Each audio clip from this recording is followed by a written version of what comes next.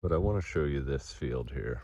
So looking down at the ground, you can see some of the sorghum residue from last year.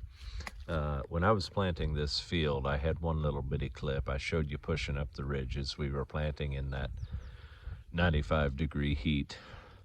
And I showed you pushing up the ridges. There were huge ridges between the row. And so what has happened to this field is that we had the rotary hoe pass. Claire rotary hoed it for me.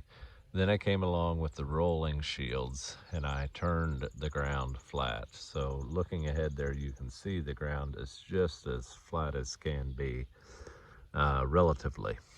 It's almost like a no-till field. But the planting ridges are completely gone. Came along, did my first pass with the Danish tine and the shields down. And now I am coming along to do the second pass.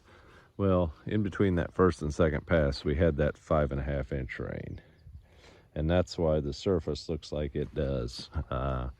In that 5.5-inch rain, it was actually 2 rainfall events. One was 2 inches and one was 3.5. But that first 3.5, oh, it came hard. So we're using what I call the aggressive Danish tine. Here you can see what I'm doing. The ground is a little bit wet. We keep having these little showers. The ground is a little bit wet and crusty from that horrible rainfall event. And it is a little bit moist. Don't really like the moisture, but they're calling for rain again tonight. It would be better to have another day or two for the soil to dry before I would come out here. But that's not the way the dice is rolling. On this bottom ground, you get a chance to run, you run. And so that's what we're doing today. But we have the aggressive Danish tine with the 18-inch shanks on it. This one, the configuration of the shanks.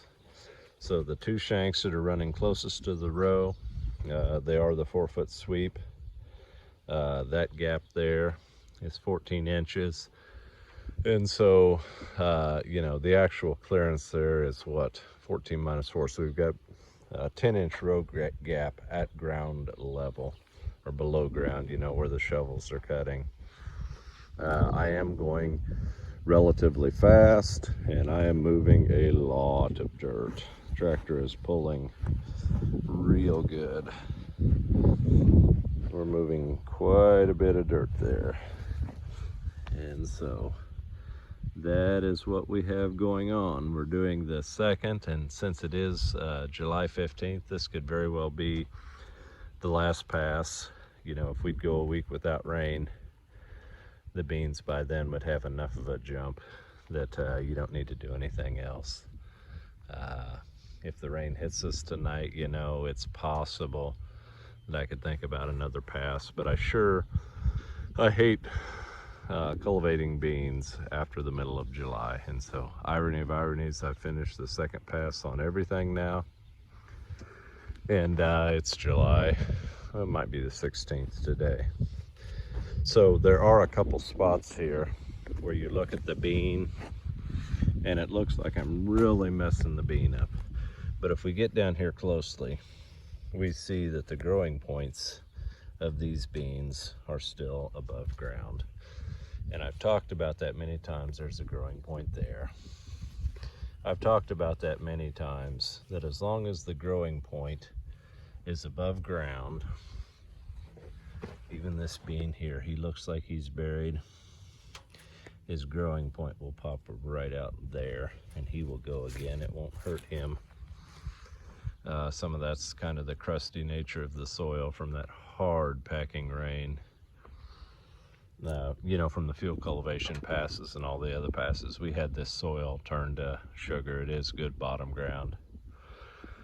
It's what we call sugar dirt. It'll make you or it'll break you. When you do things right, it works perfect. And when you do things wrong, it's very unforgiving. But anyway, as long as the growing point is able to get light, that bean will grow. And so we're going to keep moving, and we're going to try and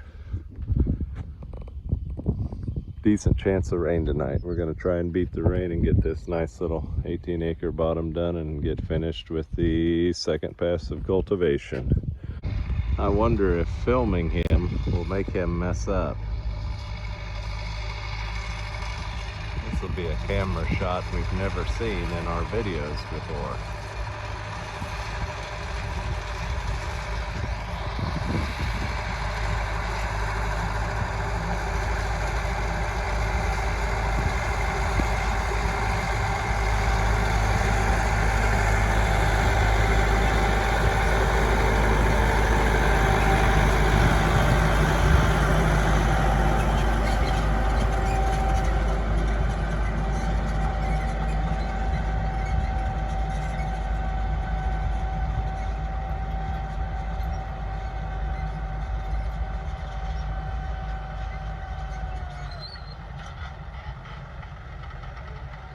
Now this is strategic deployment.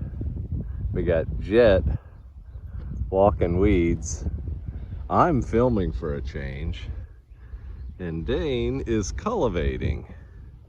Little wet hole there on the west gave him a little bit of excitement, but I think he's got it figured out pretty good. I don't see too many plowouts, which is always a good sign when you have a bean field like this.